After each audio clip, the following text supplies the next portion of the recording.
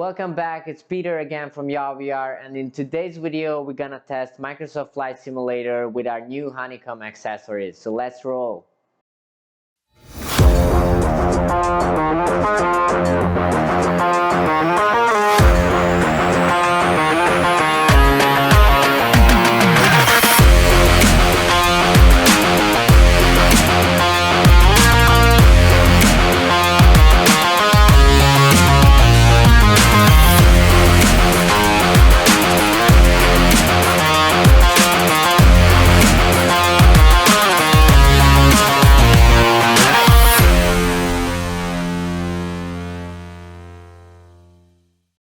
Let me first just say thank you to the whole team at Honeycomb for the accessories. We just met these really friendly and cool guys at the Friedrichshafen Expo a couple of weeks ago.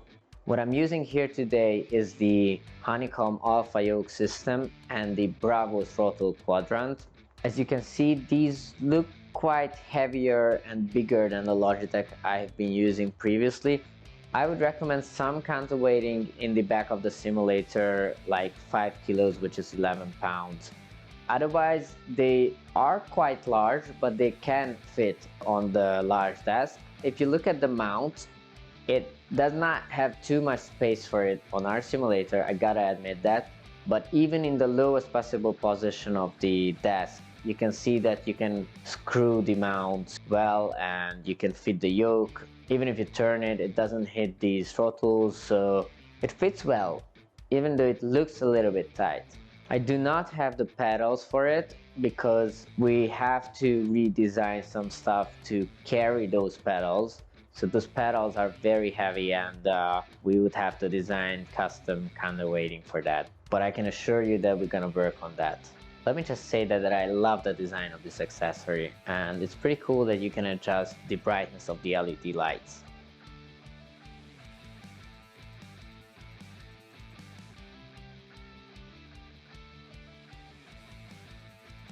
So as always, let's just set up the game quickly on the PC.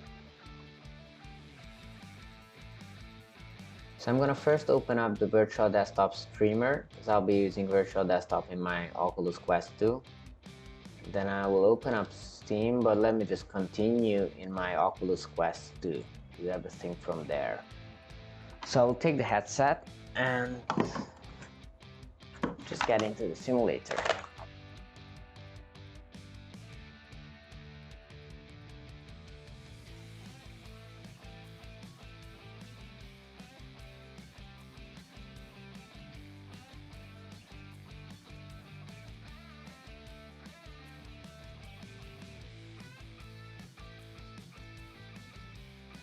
What I usually do is just hang the controllers from the yoke. That's what I do for the gameplays as well and for setting up.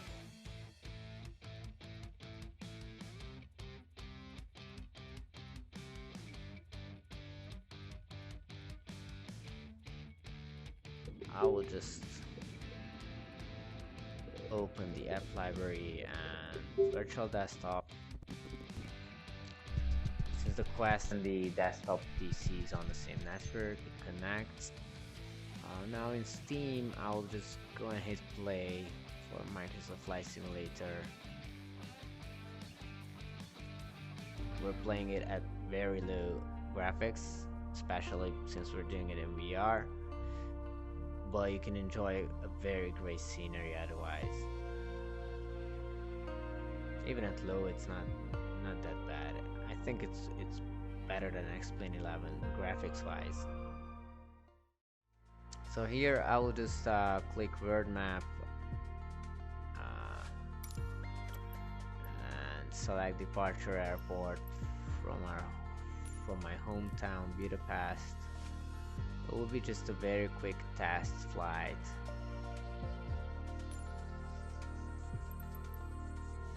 And then hit fly. And then wait again.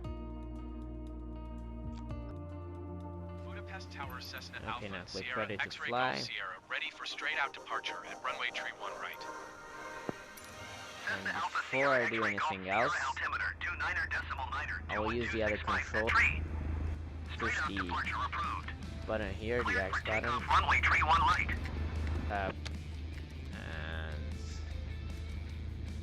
desktop, open the game engine. It's sometimes, if you do it from the PC, it sometimes brings up an error in Steam VR that add-ons are blocked. You just have to restart the add-ons on the headset and then it's solved.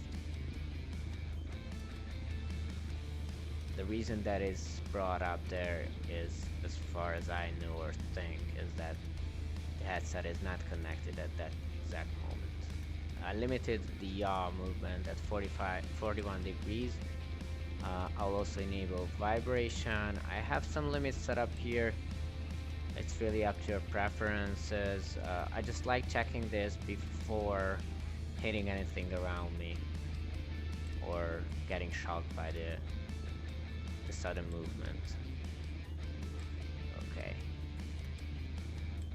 I'm not sure if there's enough vibration added by the engine vibration, the gear hydraulics and the wheel RPM, but I will just leave it there. It doesn't have so much effect, if I'm right, and they are not letting gear forces data out of the game, but if they do, then any member of the community, feel free to help me, please.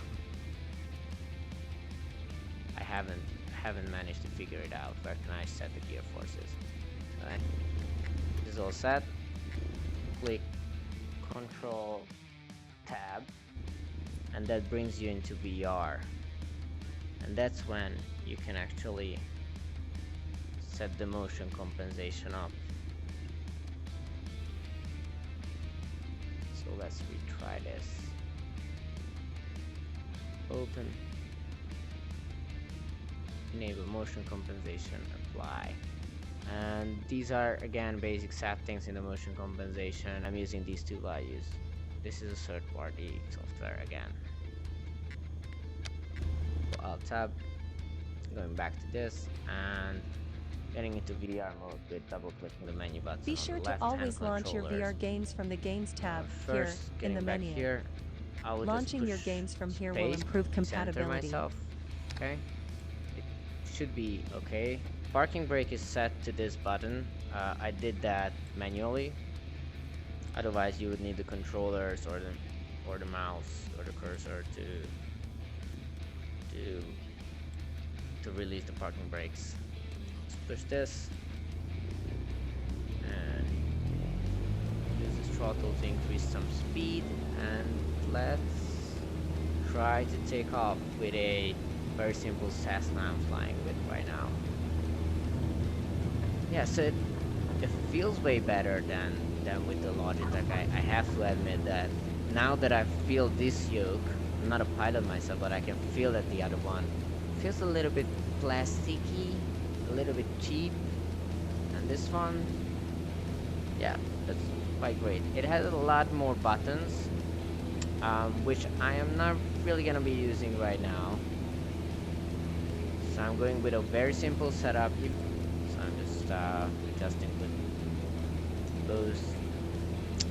What I really like about this is the flap adjustment, which is here. That's way better, and well, it's even like feels as if it's at the same position as in the Cessna. But anyways, so let's check the motion. Okay, I could have had more motion set up in the game engine. It's pretty light, but if you would try it first without motion, I think you could get sick pretty early, and with the motions it's way better. So I'm not feeling sick at all with the motions, fortunately. Now, yeah.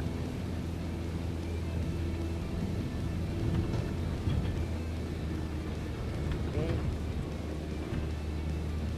And comparing it to the X-Plane 11 game or Flight Sim, I think the motions are better in that game, more realistic, but it might be only because I've been adjusting that for a longer time than this game.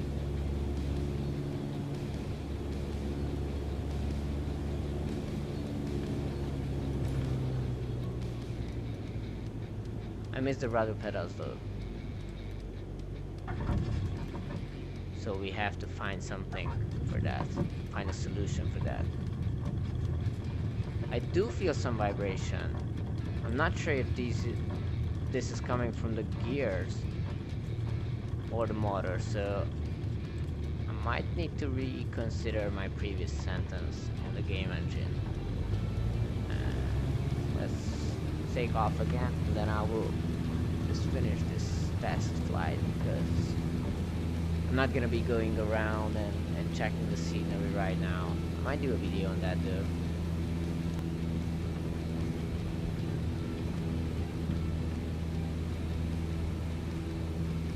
Yeah, and I have to say that the yoke system, so the yoke itself feels also better, not just for the build of it. So the yoke itself feels also better because it has something that feels like a force feedback. I'm not sure if it's a force feedback. Probably not. But it feels less sensitive than the Logitech system, which is one of the main feedbacks that we got at the Friedrichshafen Expo, which was about general aviation, and a lot of pilots have tried the device there, and they were, well, I cannot say they were satisfied with the Logitech yoke system, but it was good enough for demoing purposes. And all of them said, basically all of them said that it's too sensitive, way too sensitive. Okay. Let me just land real quickly and finish this short gameplay. I'm not even releasing or not even messing around with the gears, nothing to do with that here. Yeah. Fuck. Sorry. Yeah, that wasn't my best landing. I have to admit, I might have crashed the plane. Okay. Yeah, I don't want to blame it on graphics, but it's certainly worse if you put everything on low and you don't see the shadows well, but let me just not blame it on that. I was just, I just couldn't land. Yeah. Maybe next time. So for the experience itself, it's way better than with our previous yoke system. This was still the basic plane, still very basic movements only, but even at this level, I could feel the difference, certainly. For the motions, further adjustments certainly would make more sense in our game engine for Microsoft Flight Sim, but with this setup you won't get as motion sick as without the simulator, but you can tinker around with the vibration, the forces, the multipliers, and etc. So I leave it up to you.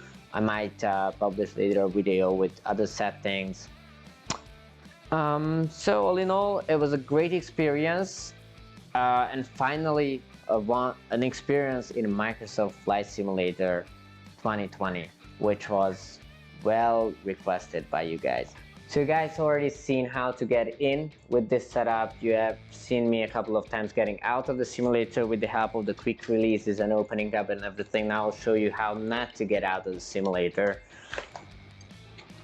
Only use it if you're lazy, but even then, don't use this method. That's all. See you next time.